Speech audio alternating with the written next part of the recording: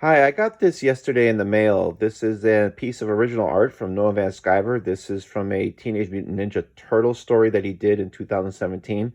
And I put it on social media and I actually got remarks and questions about it, a lot more than I thought I would. So I thought, yeah, it might make an interesting little story. And because the reason I got this, besides wanting it, was that I kind of had an epiphany about collecting. So I thought I'd share some thoughts, just some things to think about.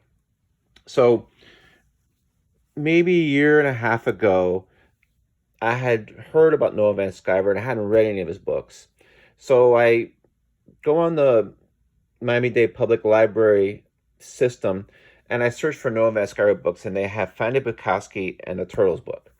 So I get Fanny Bukowski, I read it, I love it. I end up buying the collected edition. I end up buying a lot of his books, becoming a huge fan of his. I'm still a huge fan of his. I just think he's such a great cartoonist. He's one of the few guys, him and Adrian Tomine, just make me laugh. Just when they really want to be funny, they're just hilarious. So later on, just before the pandemic, I checked out a ton of stuff from the library and I said, okay, let me pick this up. So this is a Nickelodeon book, I guess, but it was printed by IDW. It's an all ages book, which means it's really for kids.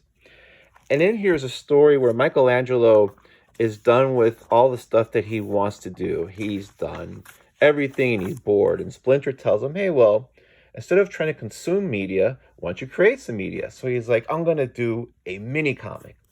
And he does a 4-page mini comic. And the mini comic is drawn by Noah Van Sciver. And I really don't know if the intended audience gets the inside joke as far as getting a professional independent cartoonist to do a 4-page mini comic or a zine. And then after the 4 pages, it goes back to the type of art that you'll see in an all ages book. And I thought, and it was a cute little story, and I thought, oh, I like that story.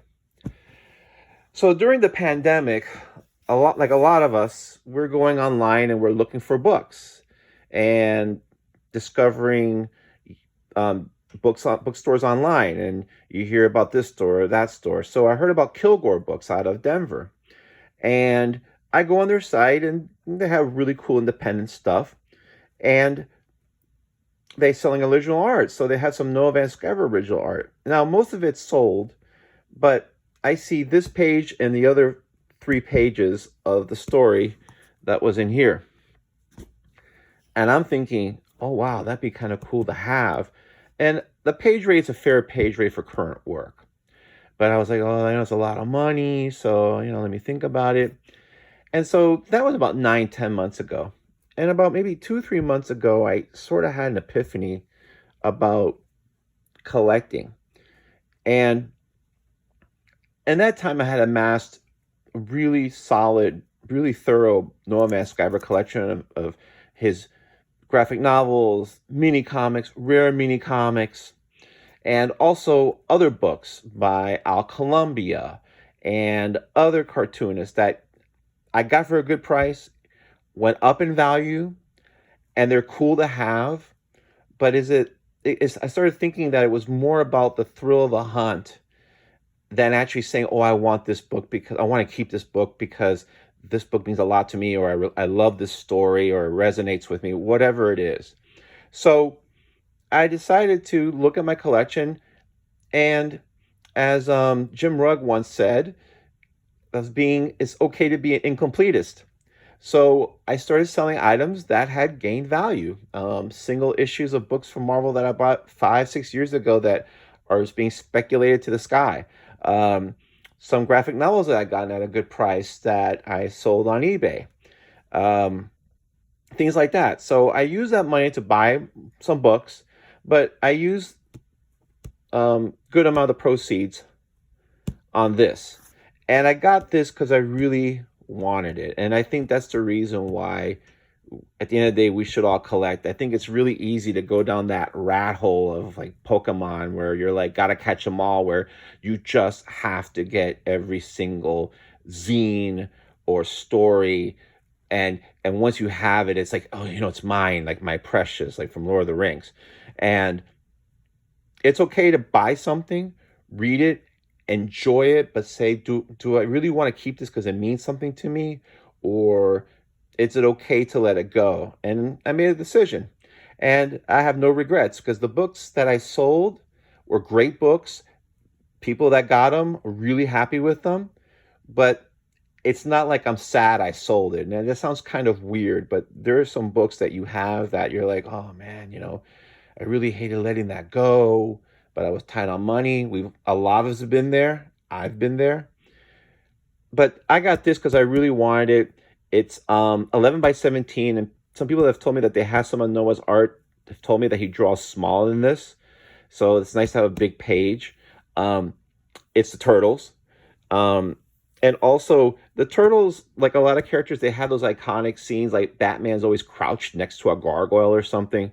The turtles are either coming out of a sewer, they're eating pizza, they're in an alley, or they're on a rooftop. So they're here on a rooftop, and you have this nice panel where you have all four of them. I just thought that was kind of really cool. And it's a fun story. So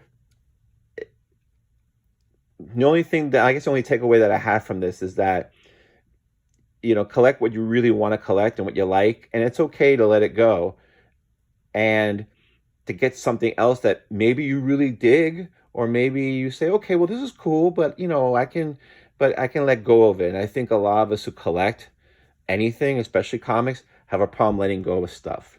So this is how I got the page. I'm really happy with it. The condition of the page is excellent. And I got it from Kilgore Books. And I just wanted to say that Dan at Kilgore Books is a really cool guy. He put in this really secure box, shipped it great, and he was just nice enough to do like sketch art on it. Didn't have to. Again, really good experience. They do have other pages of original art from Noah Van Sciver and one other cartoonist whose work I haven't read yet. And if you're interested, check it out. Again, original art isn't cheap.